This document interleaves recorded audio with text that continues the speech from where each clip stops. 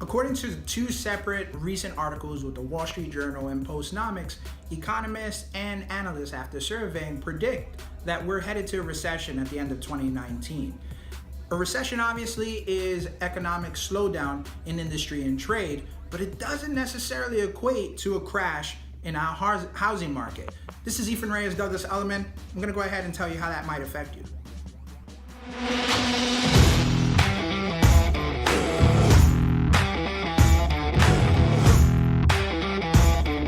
Now, ladies and gentlemen, as you know, with that slowdown, we're not going to go ahead and expect for our large gains like we did after the recovery of the 2008 recession, which is the second largest recovery in American history. However, we do see that rates are going to continue to climb. What does that mean for new buyers? It means that you'll be paying more for that new home throughout the life cycle of that home or that term or that loan.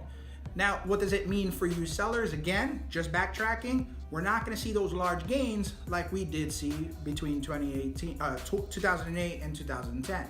But I'm going to continue to keep my eye on the prize here and update you and all when I learn more information as it comes. We don't know exactly how it's going to affect, but I just want you to go ahead and hold your horses. Doesn't necessarily mean we're headed to a crash. Ethan Reyes here with Douglas Elliman.